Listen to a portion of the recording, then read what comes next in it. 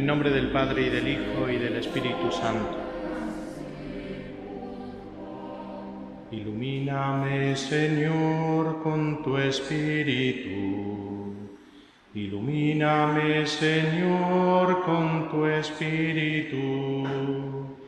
Ilumíname, Señor, con tu Espíritu. Ilumíname y transfórmame, Señor. Y déjame sentir el fuego de tu amor aquí en mi corazón, Señor. Y déjame sentir el fuego de tu amor aquí en mi corazón, Señor. Te damos gracias, Señor, por traernos junto a ti. Te damos gracias por este día en el que quieres mostrarnos una vez más tu amor, tu intimidad, en el que quieres hacernos partícipes, adentrándonos en tu corazón misericordioso. Te pedimos que quites de nosotros todo obstáculo que pueda impedir el acoger tu palabra con la eficacia con que nos es proclamada en la Iglesia. Danos un corazón humilde y sencillo, como el de la Virgen María, un corazón virginal en el que se pueda hacer carne la palabra en nosotros. A su intercesión nos acogemos, diciéndole como hijos: Dios te salve María, llena eres de gracia, el Señor es contigo. Bendita tú eres entre todas las mujeres, y bendito es el fruto de tu vientre, Jesús. Santa María, Madre de Dios, ruega por nosotros pecadores, ahora y en la hora de nuestra muerte. Amén. Gloria al Padre, y al Hijo, y al Espíritu Santo. Santa María, Reina de la Misericordia, ruega por nosotros. Bueno, después de un merecido tiempo de descanso, nos volvemos a encontrar en esta cita importantísima, esta cita como es esta que venimos teniendo todos los viernes en la tarde durante este año jubilar de la Misericordia. Y digo que es una cita importantísima porque venimos a estar con Él, que es lo principal, estar ante la presencia de Jesucristo sacramentado para contemplarle, para dejarnos moldear por Él, para introducirnos en esa intimidad que solo el Espíritu Santo puede llevarnos, puesto que, como dice San Pablo en su primera carta a los Corintios, lo íntimo de Dios lo conoce solo el Espíritu de Dios. Pues bien, continuamos teniendo delante de nuestros ojos y de nuestro corazón meditativo la oración para este año jubilar que el Papa Francisco nos entregó para que la recitáramos con fe en muchísimas ocasiones, desde que se inició este año jubilar, el 8 de diciembre, hasta su finalización, que será Dios mediante el próximo 20 de noviembre, solemnidad de Jesucristo, Rey del Universo. De esta oración, como podéis apreciar, voy entresacando las distintas meditaciones que os voy ofreciendo cada viernes para ayudarnos a todos a ir profundizando en el misterio de la misericordia de Dios y dejar que se haga vida en nosotros aquello que reflexionamos a la luz de la fe.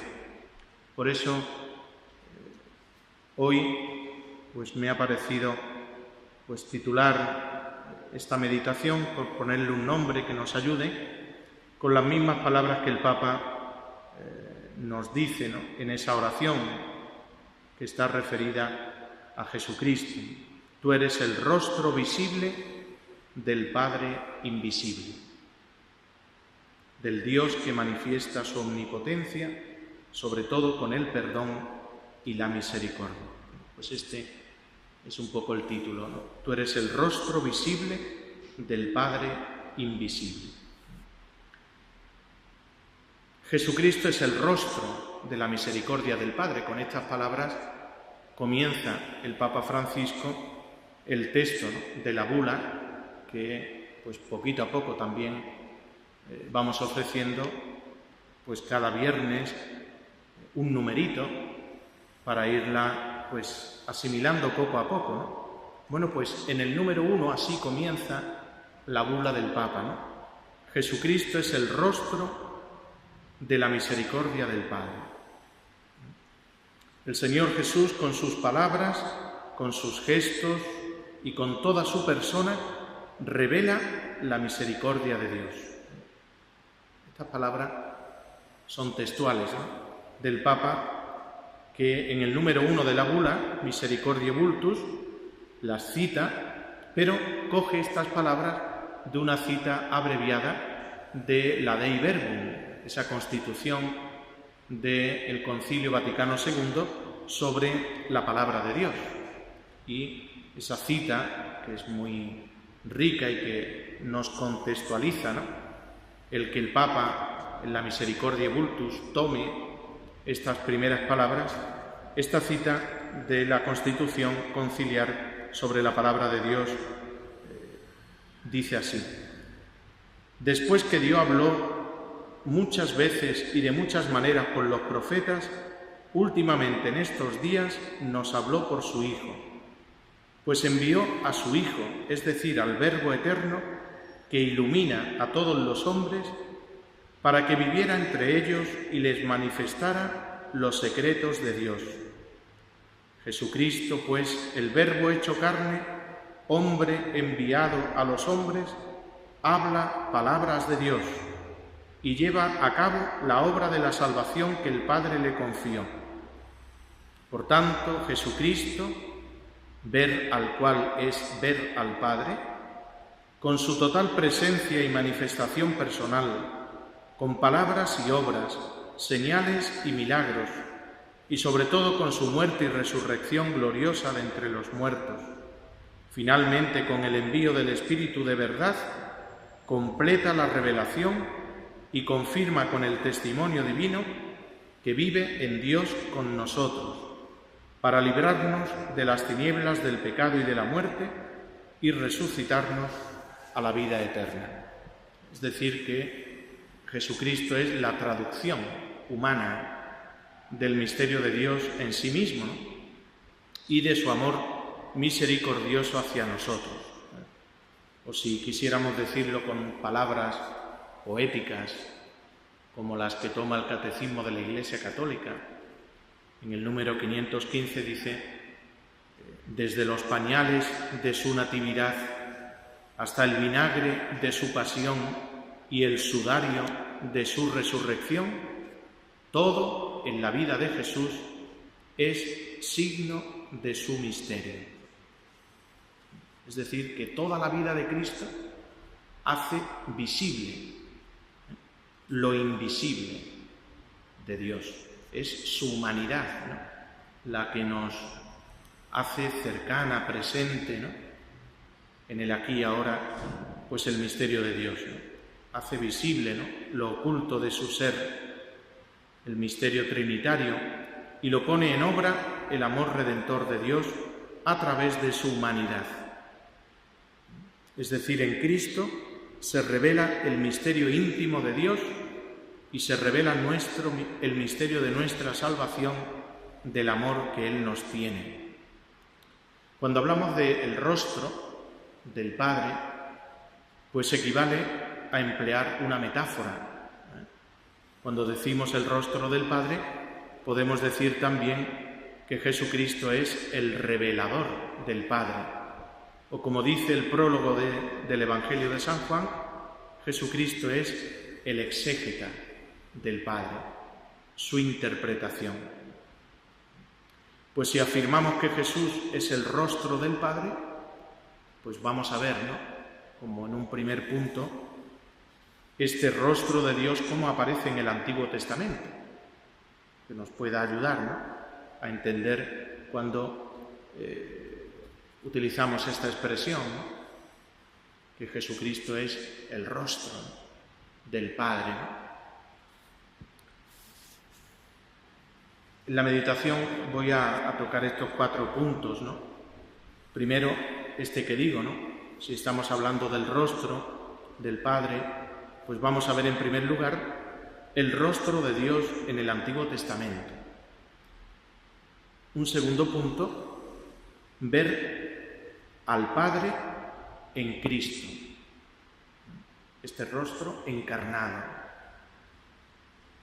Tercero, el valor que tiene este rostro de Cristo para nosotros, un valor representativo y sacramental, como signo que es, ¿no? Y en cuarto lugar, las dimensiones del amor misericordioso de Cristo. ¿Qué dimensiones abarcan este amor misericordioso del Señor? En primer lugar, el rostro de Dios en el Antiguo Testamento. El rostro es el espejo de lo que hay en el interior del hombre, pero sabemos también que puede ser su máscara, es decir, lo que le oculta. El rostro del hombre refleja y oculta sus pensamientos, sus propósitos, sus sentimientos más íntimos. Es por su rostro y por su expresión que los hombres buscan la comunicación de lo que hay en su interior. Por eso, el rostro del hombre puede convertirse en sinónimo de su persona.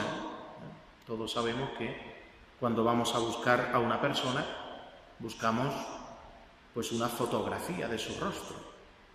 No buscamos el brazo o la pierna, sino buscamos su rostro.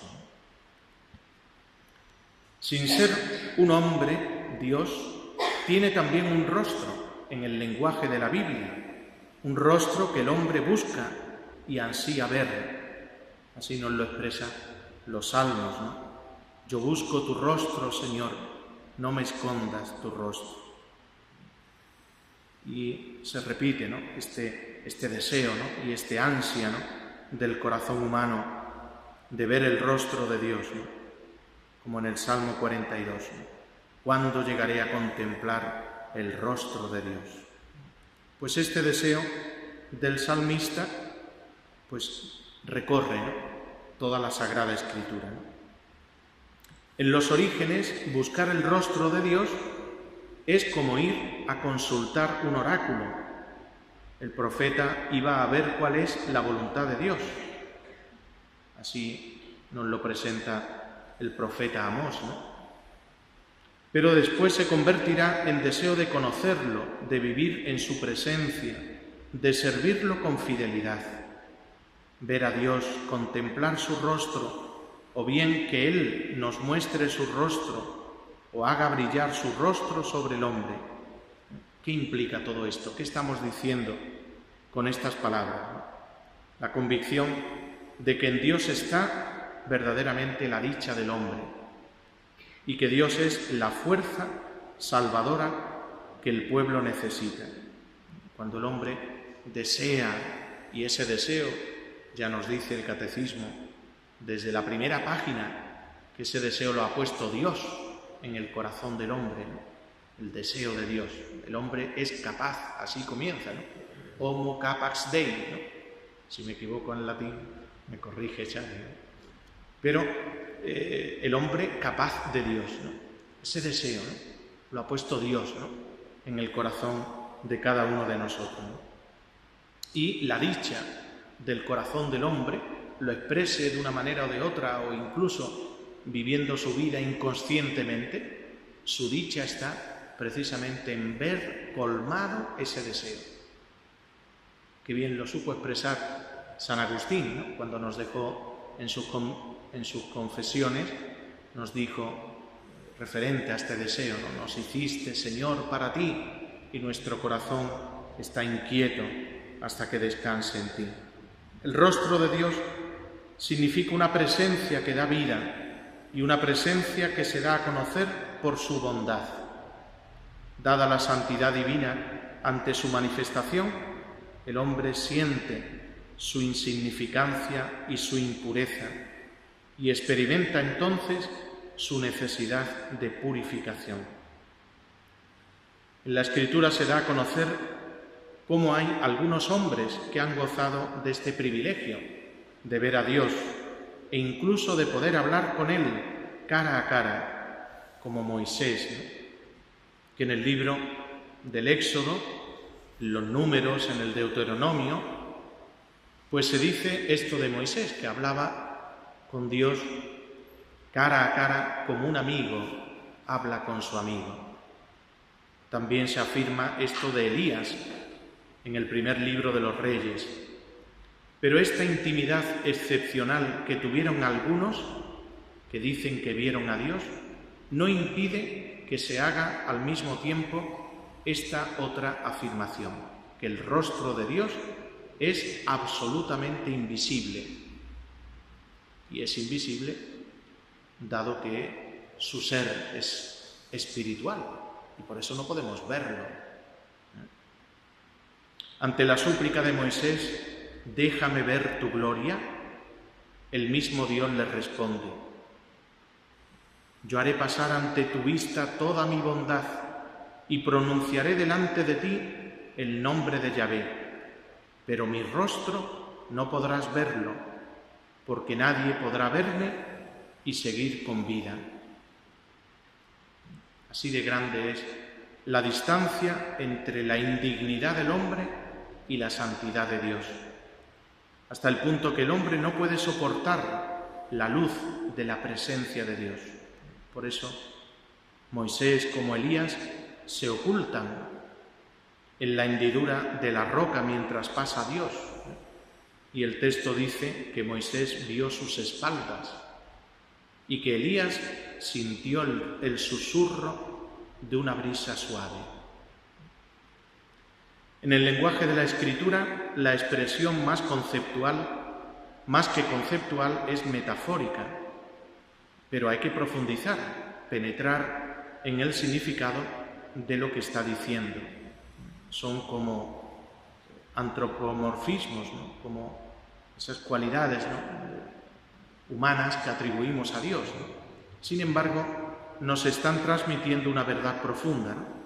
La verdad de la intimidad privilegiada de algunos y al mismo tiempo la trascendencia divina.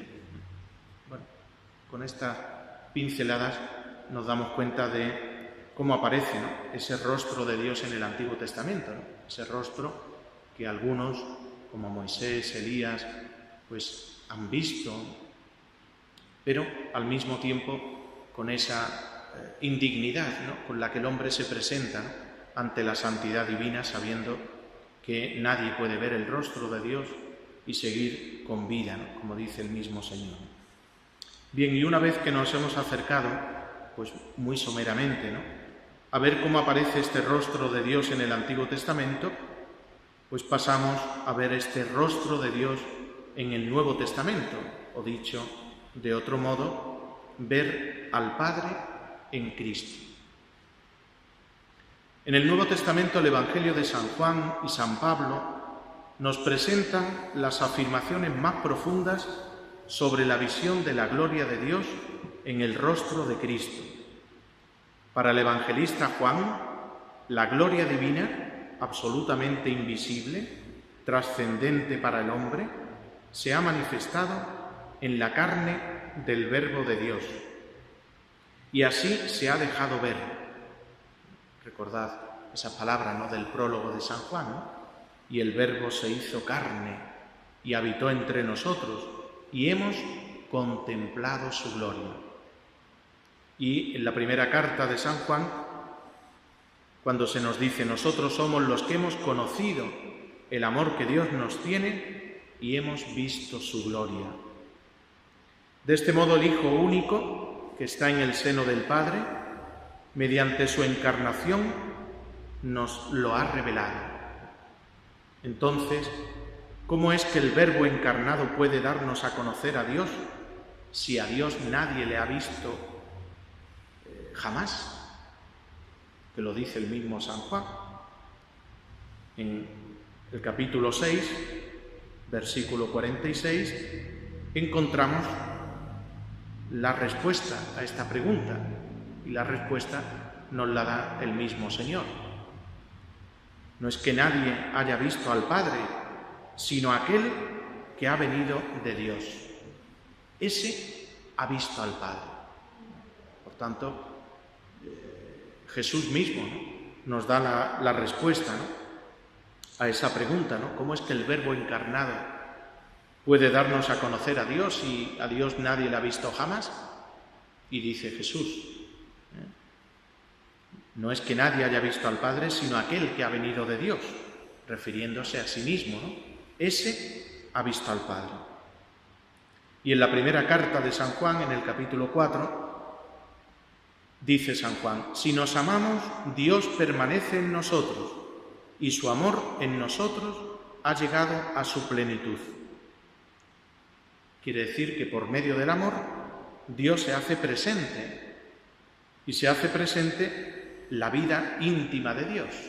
Dios es amor, y cuando ese amor se expresa y se manifiesta y se da entre nosotros, ahí está presente Dios, ¿no? Donde hay caridad y amor, allí está el Señor, ¿no? Cantamos, ¿no?, a veces. Por tanto, dos cosas corresponden con exclusividad a Jesús. Primera, que manifiesta la gloria divina en su humanidad. Y segundo, que ve al Padre. Jesús goza de una visión de Dios absolutamente propia, en la visión del Padre, en su conciencia de Hijo. Esta visión de Dios no excluye otras formas válidas de conocimiento de Dios, como el que han tenido los profetas o como los que tenemos los creyentes. Pero Jesús, al Padre, en su ser y en su experiencia de Hijo, le ve, mientras que nosotros podemos verle, pero viendo a Jesús, es decir, por medio de la fe.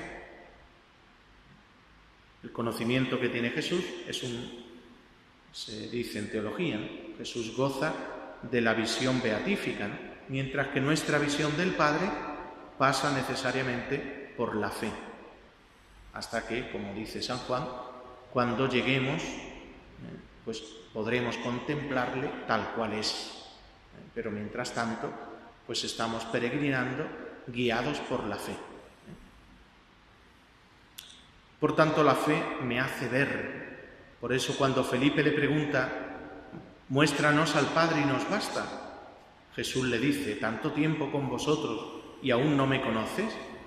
Quien me ha visto a mí, ha visto al Padre. ¿Cómo dices, muéstranos al Padre? ¿No crees que yo estoy en el Padre y el Padre en mí? Por tanto, la fe nos hace ver, pero bajo ese velo, ¿no?, que tenemos que sufrir, ¿no?, en este mundo. Cuando se corra en totalidad ese velo, que será cuando pasemos de este mundo al Padre, pues ya podremos contemplarle tal cual es. Pero mientras tanto, pues ese velo nos lo hace un poco opaco la cosa, ¿no? En la teología de San Pablo, Cristo es la imagen visible de Dios invisible, es un himno que rezamos en víspera, ¿no?, tomado de la carta a los Colosenses. En él la gloria inmarcesible del misterio divino se vuelve visible para el hombre y mediante ella Dios nos ilumina. Y como dice en la primera carta a los Corintios también, en el capítulo 4, la gloria de Dios está en el rostro de Cristo. Y el cristiano está llamado a reproducir la imagen del Hijo. Y hasta el día de la resurrección final, la vida nueva es la progresiva transformación del hombre según la imagen que tiene en Cristo. Y dice en la carta a los romanos: todos nosotros que con el rostro descubierto reflejamos como en un espejo la gloria del Señor, nos vamos transformando en esa misma imagen. Por tanto, en el rostro de Cristo brilla la gloria invisible del Padre y de ese rostro de Cristo irradia, ¿no?, sobre nosotros, ¿no? Por eso un cristiano, ¿qué es? Pues aquel que prolonga a Cristo, aquel que prolonga su rostro, sus sentimientos, sus actitudes, sus gestos, sus palabras. Un cristiano no es aquel que se parece a Jesucristo, ¿qué digo yo, no? Pues en lo externo, pues porque se pone una túnica blanca, se deja el pelo largo, se pone sandalias. No. La reproducción más auténtica y verdadera de Jesucristo es, pues, vivir sus mismas actitudes, su misma conciencia de hijo, su misma conciencia de abandono, de confianza, ¿no?, en el Padre, ¿no?, de amor hasta el extremo por los hombres, ¿no? Por eso el servicio eclesial del Evangelio consiste precisamente en reflejar ante los hombres esa luz de la gloria divina con la que hemos sido iluminados y que está en el rostro de Cristo. Todo lo que afirmamos de nuestro rostro debe extenderse al rostro de la Iglesia, la cual, por su vocación de esposa de Cristo, ha sido purificada por Él para presentársela resplandeciente a sí mismo, sin mancha ni arruga ni nada parecido, sino que sea santa e inmaculada. Toda esta reflexión del rostro, ¿no?, y de la profundidad, ¿no?, del rostro, pues de una manera muy rápida, ¿no?, y resumida, ¿no?, que he dicho tanto en el Antiguo como en el Nuevo Testamento, está expresada de una manera preciosa, ¿no?, tanto por el Papa San Juan Pablo II, cuando iniciamos el nuevo milenio y nos entregó esa carta Novo Milenio Ineunte. Ahí nos invitaba el Papa a contemplar el rostro de Cristo, ¿no? Invitaba a toda la Iglesia para prepararse en ese año jubilar o ese año que celebramos, ¿no?, del año 2000, ¿no?, contemplar el rostro de Cristo, ¿no? Bueno, pues tanto el Papa Juan Pablo II como ahora el Papa Francisco en la bula Misericordiae Vultus, pues tiene presente, ¿no?, todo este trasfondo, ¿no?, sobre el cual la misericordia en el hoy de la misión de la Iglesia pues se hace presente en el curso, ¿no?, de la historia de los hombres, ¿no? Como podéis observar en este itinerario, ¿no?, rápido que he querido hacer para ver toda su profundidad, ¿no?, de esta expresión del rostro, ¿no?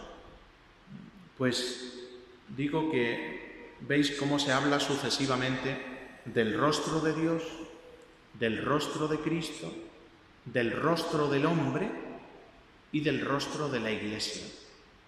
Pero todo desde este origen, ¿no?, de ese rostro de Dios que se encarna, que se hace presente en su Hijo Jesucristo, y ese rostro que se prolonga a lo largo de la historia en la Iglesia, y ese rostro que hemos de saber ver, tocar, venerar, como hacía Santa Teresa de Calcuta, ¿no?, cuando veía el rostro de los pobres más pobres, decía que estaba tocando a Jesús. Pues para vivir esa caridad, pues lo que ella pues nos expresa, ¿no?, eso lo tuvo la Madre Teresa después de muchas horas de adoración ante el Santísimo. Es decir, ante la contemplación de este rostro, sacramental de Cristo es el que le impulsaba a salir a las calles de Calcuta y ver en el rostro de los pobres más pobres una prolongación del rostro de Cristo en la Eucaristía. Por eso el rostro de Cristo contemplado a la luz de la fe es el lugar del encuentro íntimo y personal entre Dios y el hombre, que habrá de traducirse en nuestro rostro y en el rostro de la Iglesia, como reflejo de la gloria divina, como reflejo de su misericordia hacia nosotros. Bien, pues visto un poquito ese rostro de Dios en el Antiguo Testamento y ese rostro, ver al Padre en Cristo, pues digo una cosita, ¿no?, sobre ese valor representativo y sacramental del rostro de Cristo, ¿no?, para nosotros, ¿no? El Catecismo de la Iglesia, con frases muy acertadas y que decía antes de una manera tan poética, ¿no?, como nos expresa el Catecismo, dice: desde los pañales de la Natividad hasta el vinagre de su pasión y el sudario de su resurrección, todo en la vida de Jesús es signo, valor representativo, sacramental, es signo de su misterio. A través de sus gestos, sus milagros y sus palabras, se ha revelado que en él reside toda la plenitud de la divinidad corporalmente. Tanto su humanidad, la humanidad de Cristo, aparece como el sacramento para nosotros, como el signo y el instrumento de su divinidad y de la salvación que trae consigo. Lo que es visible de su vida terrena conduce al misterio de su filiación divina y de su misión redentora. Fijaos cómo en ese rostro de Cristo se dan a conocer dos cosas que son fundamentales, ¿no? Una, el misterio de quién es Dios, y otra, el misterio de quién es el hombre. ¿Quién es Dios y quién es el hombre? Lo vemos en la persona de Cristo, en Jesucristo encarnado. Quien le contempla ve a Dios y ve también al hombre, ¿no? De hecho, acordaros en el camino de la pasión cómo lo presenta Pilato, ¿no? Ecce homo, he aquí al hombre, con mayúsculas. Por eso, aquella frase de la Constitución Gaudium et Spes, en la cual tuvo tanta influencia San Juan Pablo II, no solamente a la hora de plasmarla, ¿no?, en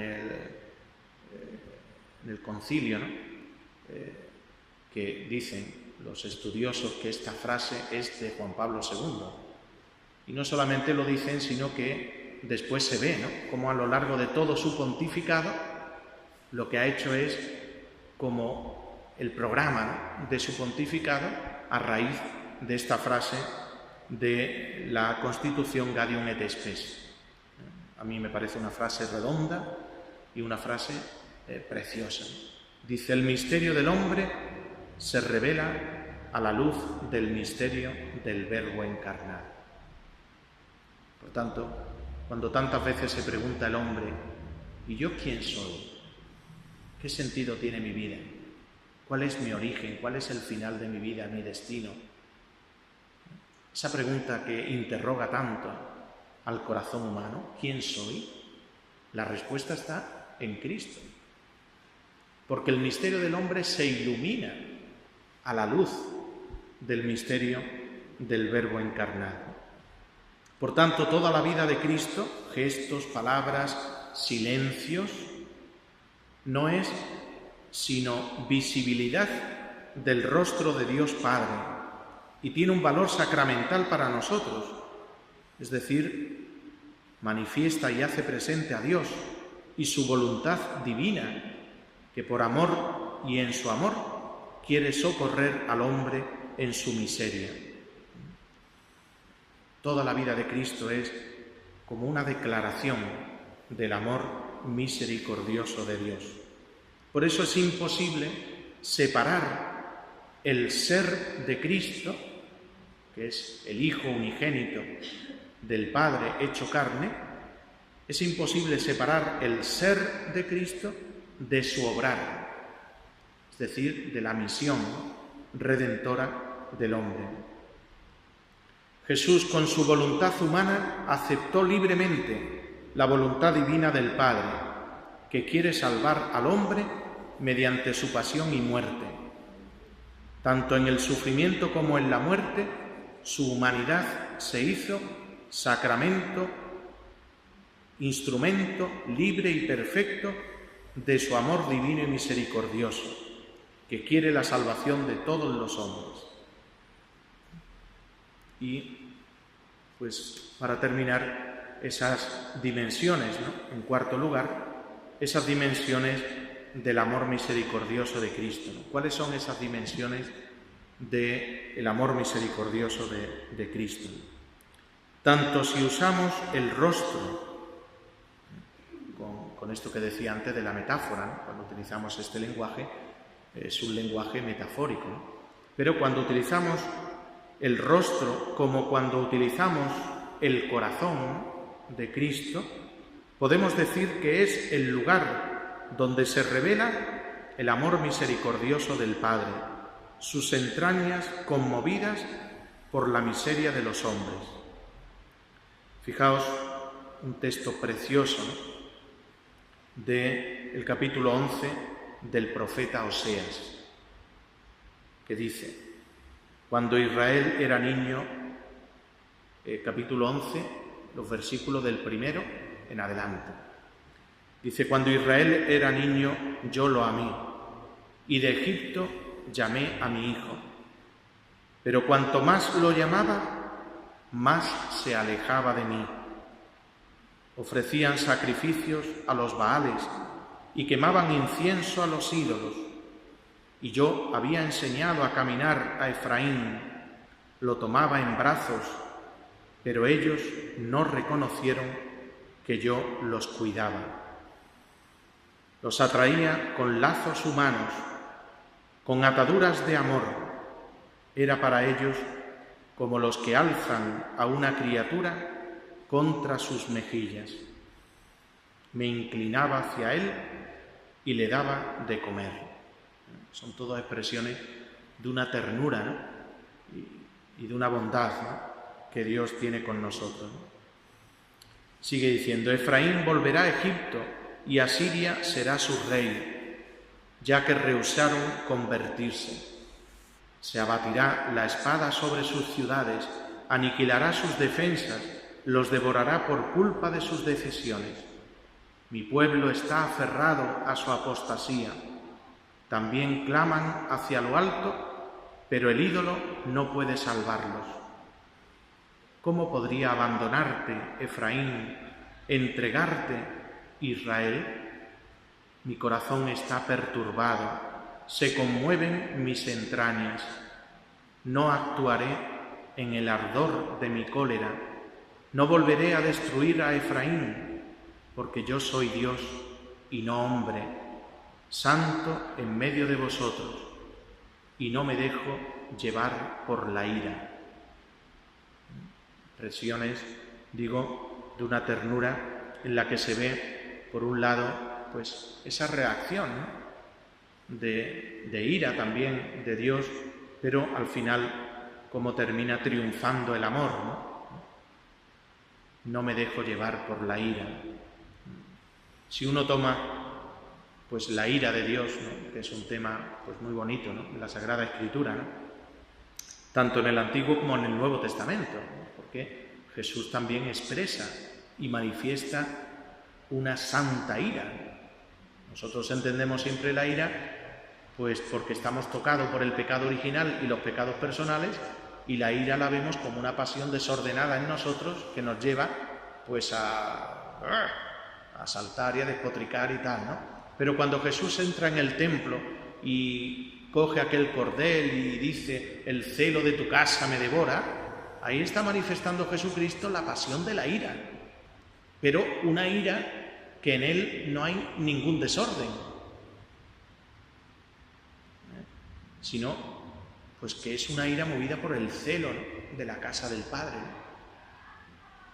Nosotros, para experimentar esa ira, pues tiene que pasar mucha purificación, ¿no?, porque enseguida vemos que la ira en nosotros está mezclada, ¿no?, con ese desorden, ¿no?, que ha dejado el pecado original y los pecados personales, ¿no?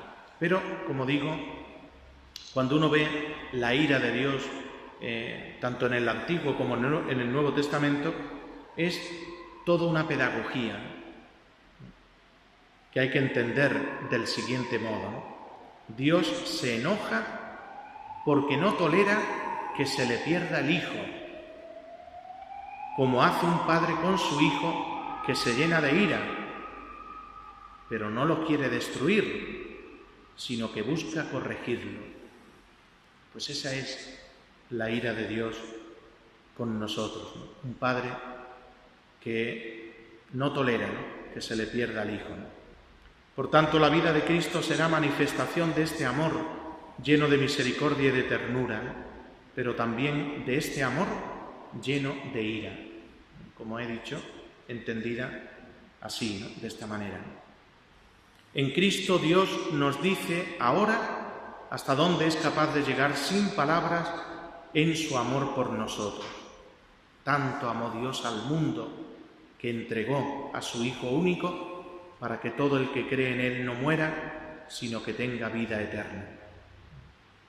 Y en ese mismo corazón de Cristo es donde se revela no solo el amor de Dios, sino donde se revela el misterio del corazón propio del hombre, con todo lo que ese corazón tiene, ¿no?, de grandeza, y con todo lo que tiene también de desdicha. Su gloria de haber sido hecho a imagen y semejanza de Dios, y la experiencia amarga de su fracaso y decepción de vacío. En el santuario de su conciencia, sede profunda de sus decisiones libres, es preciso poner el remedio. Y esta es la convicción de la Iglesia, nacida del corazón traspasado del Señor, cuando dice en esa Constitución sobre la Iglesia en el mundo, la Gaudium et Spes del Concilio Vaticano II, dice: los desequilibrios que sufre el mundo contemporáneo están relacionados con aquel otro desequilibrio más fundamental que tiene sus raíces en el corazón del hombre. Cuando vemos tanta división, tanta guerra, tanto egoísmo, tanta maldad, ¿no?, decimos, ¿dónde está la causa de todo esto? ¿La crisis? No, hombre, no. Eso es una punta del iceberg. ¿Dónde está la raíz, la causa fundamental de todo eso? Está en el corazón del hombre. Por eso, si quieres cambiar el mundo, empieza por cambiar tu corazón. Pero si queremos cambiar el mundo sin ser convertidos nosotros, no llegamos a ningún sitio. Si el corazón de Cristo es la medida del amor divino del Redentor al Padre por los hombres, Él es también la medida del amor humano del Hijo hacia el Padre. Cuando dice Jesús, es necesario que el mundo sepa que yo amo al Padre. Y en su misma obediencia al Padre nos da la medida de cuánto nos ama. Nadie tiene amor más grande que el que da la vida por sus amigos. Nos brinda al mismo tiempo, pues, lo que ha de ser el paradigma de nuestro amor a Dios y a los hermanos. Dice San Juan, el que dice que vive en Él debe proceder como Él. Os doy un mandamiento nuevo, que os améis unos a otros como yo os he amado. Cuando dice Jesús en Lucas 6, versículo 36, Sed misericordiosos, como el Padre es misericordioso, que es el lema de este año jubilar, podemos decir que se está retratando Jesús a sí mismo. Jesús mismo es la traducción humana de la misericordia de Dios. Podríamos contemplar esta misericordia de Cristo en acción cuando escuchamos palabras como estas. Cuando uno escucha estas palabras del Señor, está viendo como la misericordia en acción. Por ejemplo, en Mateo 9:36, cuando dice: al ver a la multitud, tuvo compasión de ellos porque andaban como ovejas sin pastor. O en Mateo 14:14, cuando desembarcó Jesús vio una gran muchedumbre y compadeciéndose de ella, curó a los enfermos.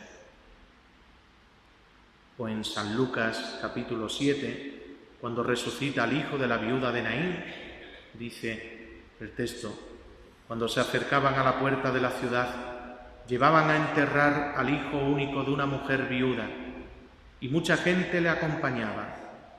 Al verla, Jesús se conmovió y le dijo: no llores. O en el capítulo 5 de San Mateo, versículo 19, cuando cura al endemoniado de Gerasa: anuncia todo lo que el Señor te ha hecho y la misericordia del que ha obrado contigo. Podemos decir, por tanto, que los milagros de Jesús son expresión de su misericordia. En ellos se expresa la omnipotencia divina y su amor ilimitado hacia los hombres. Dice el Papa en la bula, en el número 8, precisamente, dice: los signos que Jesús realiza, sobre todo hacia los pecadores, hacia las personas pobres, excluidas, enfermas y sufrientes, llevan consigo el distintivo de la misericordia. En él todo habla de misericordia. Nada en él es falto de compasión. Jesús, delante a la multitud de personas que lo seguían, viendo que estaban cansadas y extenuadas, perdidas y sin guía, sintió desde lo más profundo del corazón una intensa compasión por ellas. A causa de este amor compasivo, curó los enfermos que le presentaban, y con pocos panes y peces calmó el hambre de grandes muchedumbres. Lo que movía a Jesús en todas las circunstancias no era sino la misericordia, con la cual leía el corazón de los interlocutores y respondía a sus necesidades más reales. Este es el número 8 de la Misericordia Vultus, ¿no? Y para ver más esa misericordia de Cristo en acción, pues basta que nos acercáramos, no lo vamos a hacer, que ya termino, pues a las parábolas, ¿no? La mujer sorprendida en adulterio, la oveja perdida, la moneda perdida, el hijo pródigo, la parábola de los 10.000 talentos.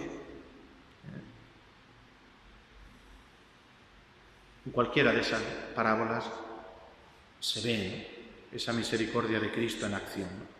Termino la meditación con la recitación del Salmo 26, que puede ayudarnos no solamente a resumir, ¿no?, la reflexión que hemos hecho, sino algo que me parece todavía más importante, sin menospreciar lo que hemos hecho, esa reflexión a la luz de la fe, basada en la palabra de Dios, en la teología de la Iglesia, ¿no?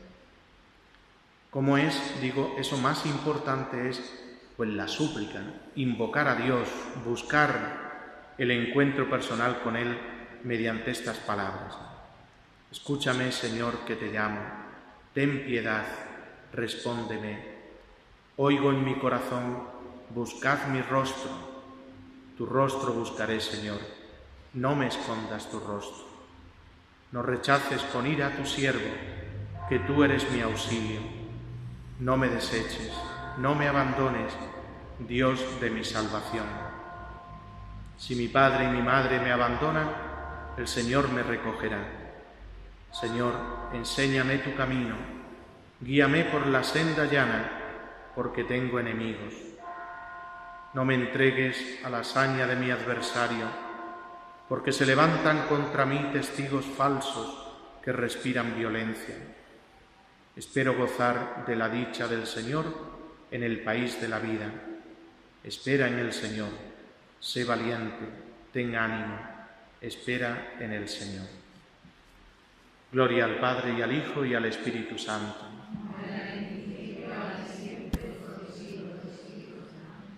Pues aunque sea brevemente antes de comenzar la oración de vísperas, pues contemplemos, ¿no?, este rostro misericordioso del Padre en la persona de Cristo y pidámosle que nos haga semejantes